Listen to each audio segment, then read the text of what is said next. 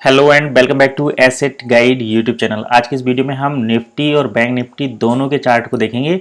Reason इसका ये है कि निफ्टी में तो आज एक्सपायरी है और ये एक्सपायरी मंथली एक्सपायरी है और मंथली एक्सपायरी काफ़ी इंपॉर्टेंट होती है सेलर्स के पॉइंट ऑफ व्यू से भी और बायर्स के पॉइंट ऑफ व्यू से भी। तो हम दोनों ही चीज़ें देखेंगे। सबसे पहले तो मैं बता दूँ, मंथली जो एक्सपायरी होती है उसमें मंथली कॉन्ट्रैक्ट जो हैं वो सेटल होते हैं। जैसे स्टॉक में जो पोजीशन है, फ्यूचर की जो पोजीशन है, साथ ही साथ जैसे कुछ लोगों का ये एसआईपी वाला सिस्टम रहता है, तो वो मंथ एंड में जब उनकी सैलरी आती है तो एक टारगेट फिक्स करते हैं कि हमें इतनी बाइंग करनी है।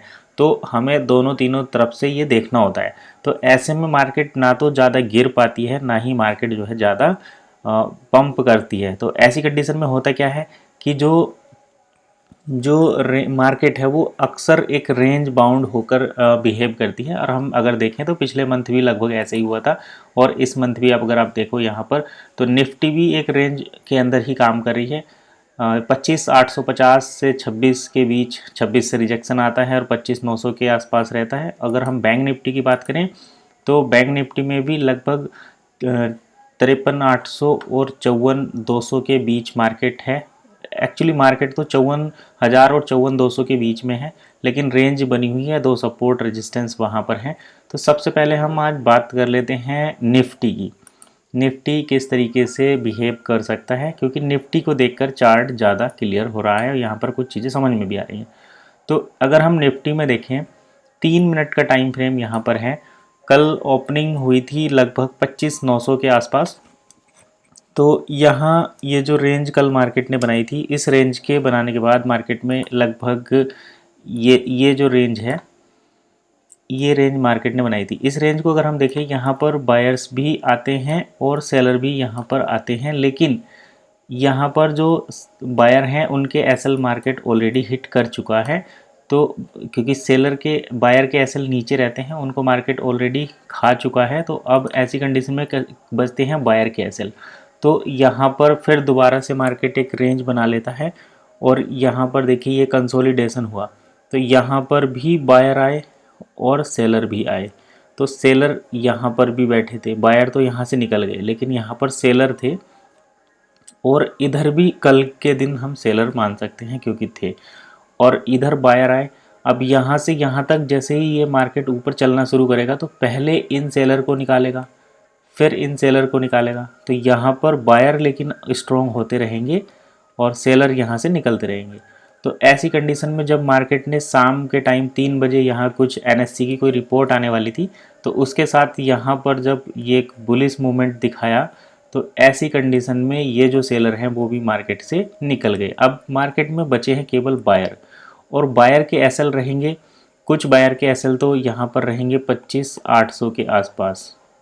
कुछ बायर्स के जो यहाँ पर बायर आए हैं उनके रहेंगे 25,900 के आसपास। मार्केट 26,000 से भी ऊपर निकल चुका है। और कुछ बायर्स के जो शॉर्ट टर्म में आ जाते हैं मूवमेंट को देखकर, वो या तो कल ही निकल गए होंगे या फिर उनके एसएल जो है 25,900 के आसपास रहेंगे। तो अब चलिए हम इस मार्केट की ट्रेड करने की कंडीशंस को देख लेते हैं कि अगर हमें पोजीशन बनानी होगी तो हम किस तरीके से बनाएंगे। सबसे पहले तो मैं यहाँ पर इस चार्ट को थोड़ा सा और क्लियर कर देता हूँ। यहाँ पर बायर बैठे हैं, आपको ध्यान रखना है, यहाँ पर बायर बैठे हैं, सेलर यहाँ पर निकल चुके हैं। ठीक है, सेलर जो है निकल चुके हैं इस मोमेंट को देखकर। तो अगर मार्केट लगभग यहाँ कहीं 26,000 के ऊपर ओपन होता है, प्री ओपनिंग अगर हमें ऊपर मिलती है, तो हम यहाँ पर टोटली प्राइस एक्शन के बेस पर ट्रेड करेंगे। अगर मार्केट 26,000 के ऊपर टाइम बिताएगा और फिर ऊपर चलेगा, तो हम ये मानेंगे कि जो एसआईपी स्टॉक में होती है उसकी वजह से मार्केट ऊपर जा रहा है और ये कंटिन्यू मूवमेंट करेगा। अदरवाइज अगर मार्केट 25,980 या 25,950 के नीचे कहीं यहाँ पर ओपनिंग हमें देखने को मिलती है, तो हम यहाँ पर पुट साइड की ट्रेड बनाने की कोशिश करेंगे, क्योंकि मार्केट इन बायर्स के एसएल को टारगेट करने आएगा और इन मार्केट के बायर्स को निकाल कर ही मार्केट फिर आगे फर्दर मूवमेंट करेगा।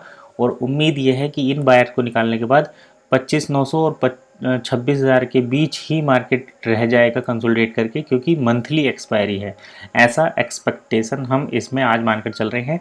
अगर गैप डाउन यानी कि 25,950 के आसपास ओपन होता है तो हम पुट साइड की ट्रेड करने की कोशिश करेंगे, सेटअप को आइडेंटिफाई करेंगे कि मार्केट किस तरीके से कर रहा है।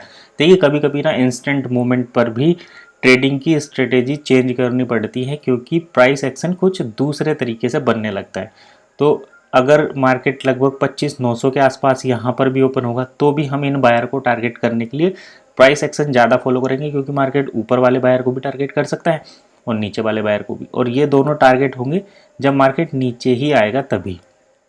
तो यहाँ पर हमें अगर बड़ी रेड कैंडल देखने को मिल जाती हैं तो हम पुट साइड में ट्रेड करने की कोशिश करेंगे, यहाँ पर भी पुट साइड में ट्रेड करने करेंगे।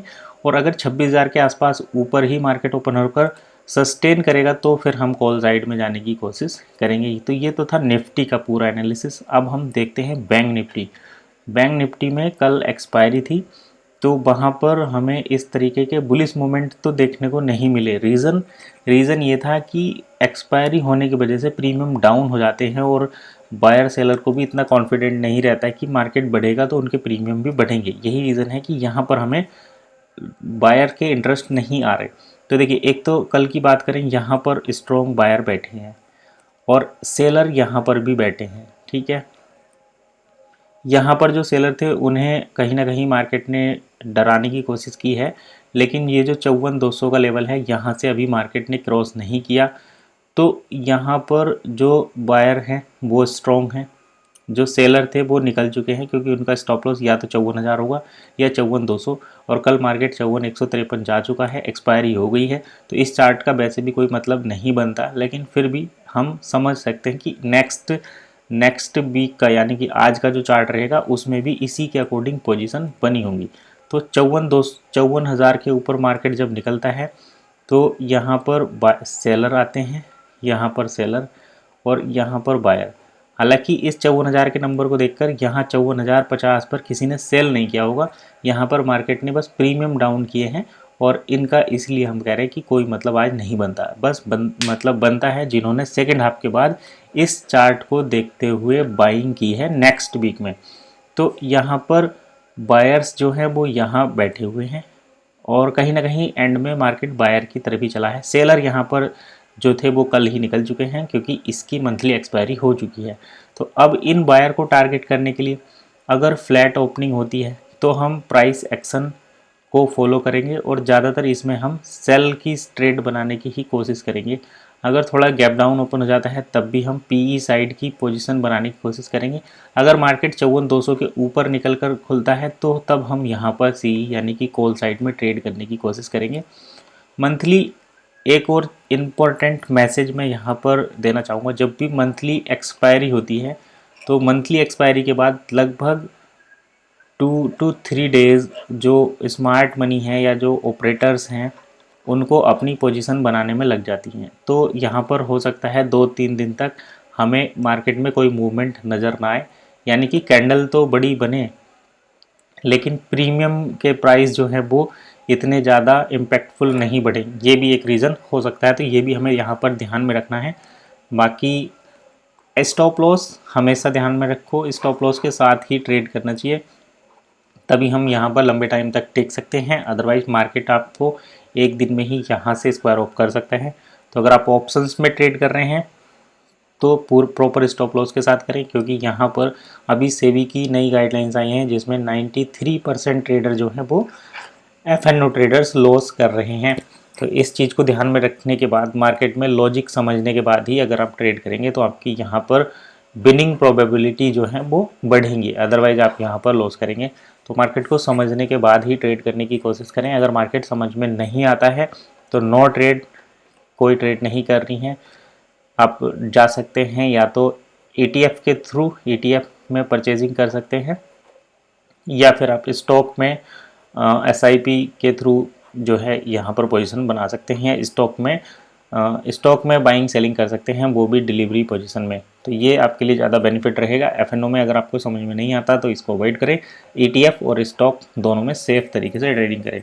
तो प्री मार्केट एनालिसिस में फिलहाल इतना ही, मिलते हैं नेक्स्ट वीडियो में नई इन्फॉर्मेशन के साथ। तब तक के लिए कीप वॉचिंग एसेट गाइड।